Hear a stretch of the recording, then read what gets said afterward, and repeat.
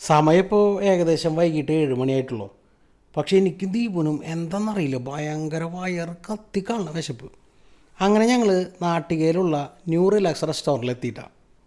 ഇവിടെ ഒരുപാട് കിടിലൻ ഐറ്റംസ് ഉണ്ടെങ്കിലും ഏറ്റവും കൂടുതൽ ആൾക്കാർ ഇവിടെ കഴിക്കുന്നത് ചിക്കൻ ദം ബിരിയാണിയാണ്. രാവിലെ ഒരു 11:30 മുതൽ വൈകിട്ട് തീരുന്നത് വരെ ഇവിടെ ബിരിയാണി കിട്ടും കേട്ടോ. കുറേ നാൾ മുമ്പ് ഞങ്ങളൊരു ദിവസം ഇവിടെ ചിക്കൻ ബിരിയാണി കഴിക്കാൻ വന്നപ്പോൾ ചിക്കൻ ബിരിയാണി തീർന്നു, റൈസ് മാത്രമേ ഉള്ളൂ എന്ന് പറയും. അങ്ങനെ ഞങ്ങൾ ചിക്കൻ ബിരിയാണിയുടെ കൂടെ ഒരു എക്സ്ട്രാ ചില്ലി ഗോപിയും കൂടി പറഞ്ഞു.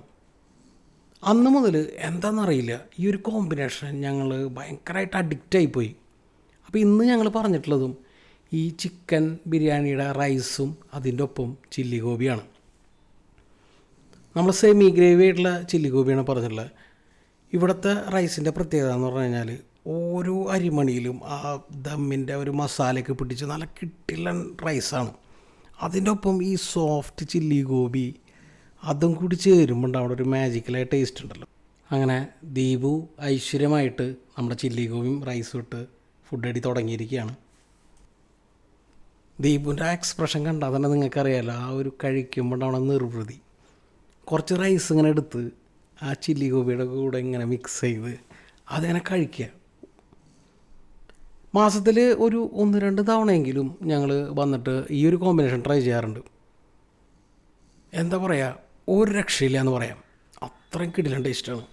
ഞാനിങ്ങനെ ഓരോ പീസും ആസ്വദിച്ച് വളരെ റിലാക്സ്ഡായിട്ട് കഴിക്കായിരുന്നു. അപ്പോഴാണ് ഇവിടെ ഒരാൾ, എൻ്റെ അമ്മേ ഇത് നോക്കിയേ, ദീപ് ഫസ്റ്റ് റൗണ്ട് കഴിഞ്ഞ് 2ാമത്തെ റൗണ്ടിലേക്ക് കടന്നു. ആ റൈസിൽ കുറച്ചെങ്കിലും എനിക്ക് ബാക്കി വെക്കണോ. ഭാഗ്യം, എന്തായാലും കുറച്ച് കിട്ടി. ഞാനിങ്ങനെ റിലാക്സ് ചെയ്ത് ഭക്ഷണം കഴിക്കുന്ന ഇടയ്ക്ക് ഇവള് ഒടുക്കത്തെ ഫാസ്റ്റായിന്നേ. എന്തായാലും ബാക്കി വെച്ചുള്ള റൈസിലുകൊണ്ട് ഇനി സമാധാനമായിട്ട് കഴിക്കാം. തൃശ്ശൂരത്തെ ഏറ്റവും ബെസ്റ്റ് ബിരിയാണി ഏതെന്ന് ചോദിച്ചാൽ പലരും പല റെസ്റ്റോറൻറ്റ് പറയും. ഞങ്ങൾ പറയും അത് നാട്ടിക റിലാക്സിലെന്ന്. ദീപുവിന് ഒരു പൊറോട്ടയും കൂടി വേണമെന്ന് പറഞ്ഞു.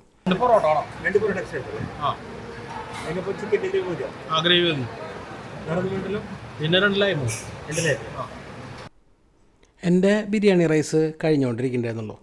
ദീപു ആണെങ്കിലോ വളരെ ഫാസ്റ്റായിട്ട് അടിച്ച് തീർത്തോണ്ടേ അവസാനം വെറുതെ പാത്രം തുടച്ച് നോക്കി ഇരിക്കുകയായിരുന്നു. ഇനി പൊറോട്ട വരുന്ന വരെ പാവത്തിൻ്റെ അവസ്ഥ ഇത് തന്നെ.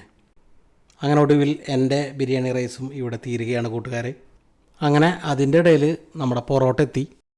ഇവിടുത്തെ പൊറോട്ട എന്ന് പറഞ്ഞു കഴിഞ്ഞാൽ കിട്ടില്ല പൊറോട്ട കേട്ടോ, നല്ല ക്രിസ്പി മൊരിഞ്ഞ് നല്ല അടിച്ച പൊറോട്ട. വലുപ്പം ഇച്ചിരി കൂടുതലാണ്. പൊറോട്ട വന്നതോടുകൂടി ദീപ് വീണ്ടും സന്തോഷവതിയായിട്ടാണ്. പൊറോട്ടയുടെ കൂടെ നമ്മൾ ഗ്രേവിയാണ് പറഞ്ഞത്. ഇത് കറിയുടെ ഗ്രേവിയാണ്, അല്ലാതെ വെറുതെ കയറുന്ന ഗ്രേവി അല്ല കേട്ടോ. ദീപു ആദ്യം പച്ച പൊറോട്ട കഴിക്കുക. അത് കഴിച്ചതിന് ശേഷം പിന്നീടാണ് അവൾ കറി കൂട്ടി കഴിക്കുക. ഞാനങ്ങനെയല്ല, എനിക്ക് ആദ്യത്തെ പീസ് തന്നെ ആ ഗ്രേവിയിൽ കുതിർത്ത് നല്ല പോലെ ലയിപ്പിച്ച് ചേർത്താണ് ഞാൻ കഴിക്കുക. നല്ല കിട്ടില്ല ഗ്രേവി എന്ന് പറഞ്ഞു കഴിഞ്ഞാൽ അത് കറിയുടെ ഗ്രേവി ആകുമ്പോൾ അതിൻ്റെ ടേസ്റ്റ് ഒന്ന് വേറെ തന്നെയാണല്ലോ. ബിരിയാണി റൈസ് തീർന്ന് വിഷമിച്ചിരുന്ന ദീപല്ലത്, പൊറോട്ട വന്ന ആവേശത്തിൽ എടുത്തടിക്കുന്ന ദീപമാണത്. അങ്ങനെ ദീപുവിൻ്റെ ഒപ്പം തന്നെ ഞാനും ഓരോ പീസ് ഗ്രേവിയിൽ മുക്കി അടിച്ചുവിട്ടാം. സത്യം പറഞ്ഞാൽ ഫുഡ് അടിച്ചൊരു ലെവലായി. പൊറോട്ടയും കൂടി ആയപ്പോഴേ ഹെവി എന്ന് പറയാം. പിന്നെ ലൈം വന്നപ്പോഴാണ് ഒരു ആശ്വാസമായത്. ബിരിയാണി പൊറോട്ടയും കഴിക്കുമ്പോൾ ലൈം ഒരു മസ്റ്റ് ഓപ്ഷനാട്ടോ. ദീപു ആണെങ്കിലോ സ്ട്രോ ഉപേക്ഷിച്ച് ലൈം അങ്ങനെ സമർപ്പിച്ചു. അങ്ങനെ ഫുഡ് അടിയൊക്കെ കഴിഞ്ഞ് കൈയൊക്കെ കഴുകി ഞങ്ങൾ പുറത്തേക്ക് ഇറങ്ങി. അപ്പോൾ നമ്മുടെ ടോട്ടൽ ബില്ല് എന്ന് പറയണത് ഇതാണ്. തൃശ്ശൂരത്തെ ഏറ്റവും നല്ല ബിരിയാണി ഏതാണെന്ന് ചോദിച്ചു കഴിഞ്ഞാൽ ഞങ്ങൾ നിസ്സംശയം പറയും അത് തൃശ്ശൂർ നാട്ടികയിലുള്ള ന്യൂ റിലാക്സ് റെസ്റ്റോറൻറ്റിലാണ്. അപ്പോൾ അടുത്ത വീഡിയോ ആയിട്ട് കാണാം. എല്ലാവർക്കും ബൈ.